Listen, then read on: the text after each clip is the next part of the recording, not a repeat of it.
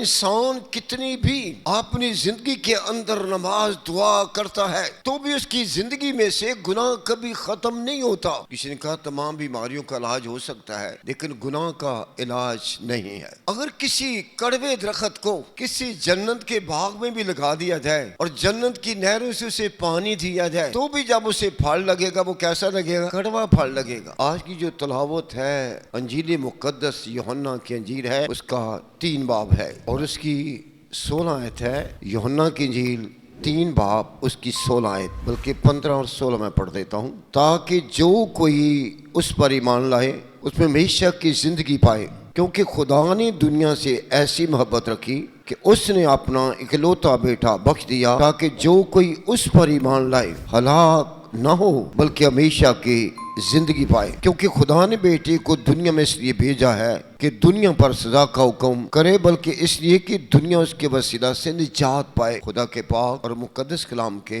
بڑے سنے جناب اس کی ہم کہیں گے خدا کی برکت و شکریہ. خدا نے دنیا سے ایسی محبت رکھی کہ اس نے اپنا اکلوتا بیٹا بخش دیا تاکہ جو کوئی اس پر ایمان لائے گا ہلاک نہیں ہوگا بلکہ ہمیشہ کی زندگی پائے گا. نجات پانے کے لیے، گناہ سے نجات پانے کے لیے، دکھوں سے نجات پانے کے لیے، ہر تک کی بیماریوں پریشانیوں سے نجات پانے کے لیے، بیماریوں سے نجات پانے کے لیے ہمیں کس چیز کی ضرورت ہے اور کس پر ایمان لانے کی ضرورت ہے؟ یہ تمام انسان کی زندگی کا حل ہے اسی آیت میں. اگر کوئی تمام مشکلات سے، بیماریوں سے، دکھوں سے، روگوں سے، پریشانیوں سے، حالات سے، پاپ اور گناہ سے، اور کوئی گناہ سے جس کا کوئی علاج نہیں ہے. کسی نے کہا تمام بیماریوں کا علاج ہو سکتا ہے لیکن گناہ کا علاج نہیں ہے. آخر گناہ کا علاج نہیں ہے تو اس کے لیے خدا کا کیا منصوبہ ہے؟ خدا کا یہ منصوبہ ہے کہ لوگ گناہ سے چھٹکارا حاصل کریں، لوگ گناہ سے آزادی حاصل کریں، لوگ گناہ سے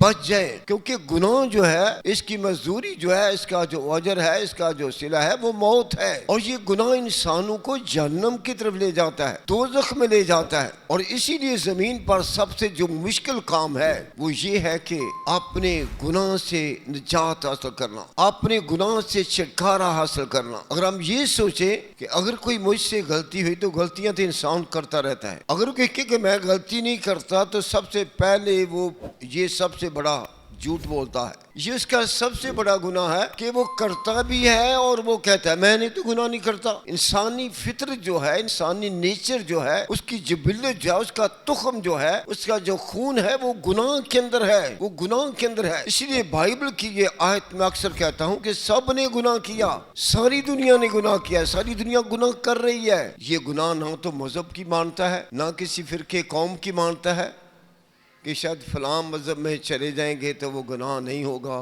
گناہ سے بچ جائیں گے. انسان کتنی بھی اپنی زندگی کے اندر نماز دعا کرتا ہے تو بھی اس کی زندگی میں سے گناہ کبھی ختم نہیں ہوتا، کبھی گناہ نہیں ختم ہوتا. کیوں؟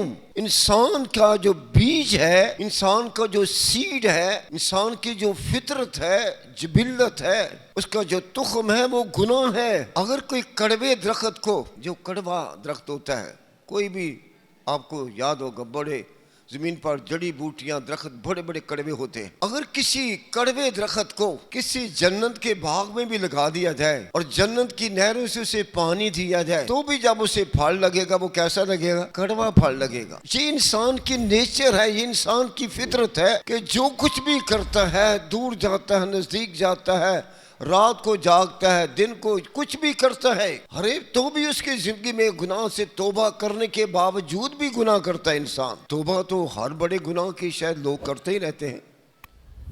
یہ انسانی نیچر ہے کہ کام کر رہے ہیں بھائی کرنا توبہ یار غلطی ہو گئی ہے. غلطی بھی انسان مانتا رہتا ہے اور پھر بھی کرتا رہتا ہے، غلطی بھی مانتا ہے اور پھر بھی کرتا رہتا ہے. کیوں بھائی؟ کس لیے؟ اس کی نیچر، اس کی فطرت، اس کا بیج ہے. کڑوے بیج کے بارے میں نے بتایا، یہ گناہ کا کڑوا بیج کنیا میں نیکیاں کر رہی ہے نا، کتنے بھی اچھے کام کر رہی ہے تو بھی پھر بھی نیچر کے اندر سے یہ گناہ پھوٹتا رہتا ہے. تسی 1 سال دے بچے نو ویکھ لے، بلکہ یہ تو چھوٹے بچے نو، وہ بھی غصے کے اندر ہے، اس کے اندر بھی غصہ ہے، اس کے اندر بھی لالچ ہے. گناہ کے اڈے بن گئے ہیں جہاں سے لوگ گناہ سیکھتے ہیں اور گناہ کرتے بھی ہیں. گناہ کی تعلیم نہیں دی جاتی کہ اے گناہ کرو، اے گناہ کرو، اے گناہ کرو، اس گناہ دے ایسے. جو خدا پر ایسے ایمان رکھتے ہیں وہ ان کو یہ تعلیم نہیں دی جاتی. تو بھی تعلیم پانے کے بعد بھی انسان گناہ کرتا ہے، تو بھی گناہ کرتا ہے. گناہ گار کی فطرت کیا، نیچر کیا ہے؟ آپ سب نے چیتے دیکھے ہوں گے، چیتا دیکھا ہوگا جنگل میں یا چڑیا گھر میں. اگر چیتے کو کسی بڑے بھی صابن سے دھویا بھی جائے تو کیا چیتے کے داغ بدل جائیں گے؟ جی نہیں. گندا دل، اس کو بار بار بھی دھوئیں گے تو وہ گندے دل کو دھونے سے گناہ دل سے ختم نہیں ہوتا. کیونکہ انسان کا دل جو ہے، اور بائبل کہتی ہے یہ ساری چیزیں انسان کے دل ہی سے نکلتی ہیں، جس کے بارے میں پالوس کہتا ہے یہ کام حرام کاری، ناپاکی، شہوت پرستی، بت پرستی، جادوگری، عداوتیں، جھگڑا، حسد، غصہ، فرقے، بدعتیں، جتائیاں، ناچ رنگ اور ہی نامور کے کام، یہ کہاں سے نکلتے ہیں؟ انسان کے اندر ہی سے نکلتے ہیں، اور یہی انسان کو ناپاک کرتے ہیں. یہ سب کچھ کرنے کے باوجود ساری دنیا گناہ کے اندر، ساری دنیا سے گناہ ہوتے ہیں. ایک اچھے سے اچھا آدمی بھی، اس سے بھی اگر وہ بڑا کام نہیں کرتا تو اس کی سوچ کے اندر گناہ آ جاتا ہے. اس کی سوچ کے اندر. میں نے ایک شخص سے پوچھا جب ہم بوڑھے ہو جاتے ہیں پھر بھی گناہ دی سوچ آتی ہے؟ وہ ہس پیا، کہندا عمر نال گناہ دی سوچ گھٹ بدل دی ہے. بھاویں بندہ بڈھا ہے بھاویں جوان ہے، وہ کر نہیں بھی سکتا، لیکن تو بھی اس کے اندر یہ گناہ کا خیال، یہ لالچ کا خیال اس کے اندر موجود رہتا ہے. یہ کیوں ہے؟ کس لیے ہے؟ کیونکہ اس کی پھر میں بتا نیچر، فطرت، جبلت، سیڈ اس کا گناہ ہے. انسان گناہ میں پیدا ہوتا ہے. کہاں پیدا ہوتا ہے؟ گناہ میں پیدا ہوتا ہے. وہ بچہ پیدا ہونے کے بعد کچھ کرتا ہے، پڑھتا ہے، کچھ نہ کوئی پڑھتا ہے. کیوں پڑھتا ہے؟ کس لیے پڑھتا ہے؟ اس لیے پڑھتا ہے کہ یہ بڑا ہوتا جائے اور ان ساری چیز سے بچ جائے. لیکن نہیں ہوتا ایسا.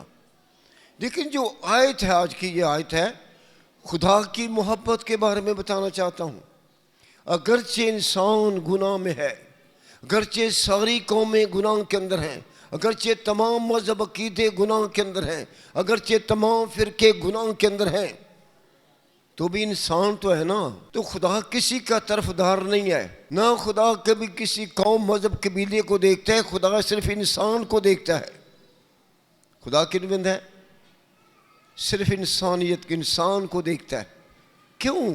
یہ اس کے ہاتھ کا بنایا ہوا ہے، اس نے ہی خلق کیا ہے. اس نے خلق کی ہے تو جس کا بنانے والا ہے وہ صرف اور صرف رنگ کو نہیں دیکھتا، مذہب کو نہیں دیکھتا، عقیدے کو نہیں دیکھتا، قد کو نہیں دیکھتا، ذات کو نہیں دیکھتا کہ عورت ہے، مرد ہے، یہ ہے وہ کچھ. خدا کے سامنے ایک انسان ہوتا ہے. خدا پیار کرتا ہے، خدا محبت کرتا ہے.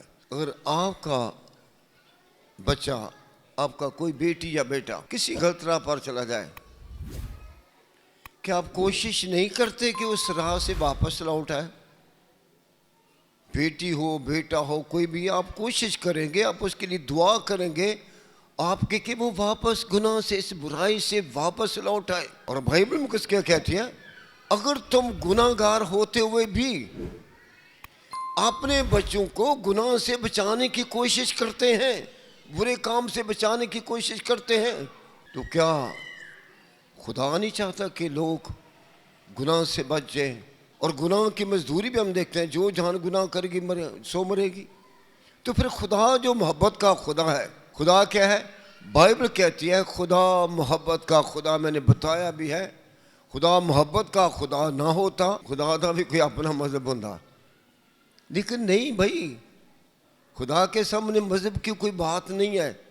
خدا پیار کرتا ہے، خدا محبت کرتا ہے. کسی قوم قبیلے کا ہے، کسی بھی قوم قبیلے کا ہے، کسی بھی فرقے کا ہے، کوئی بھی ہے، خدا اس سے پیار کرتا ہے.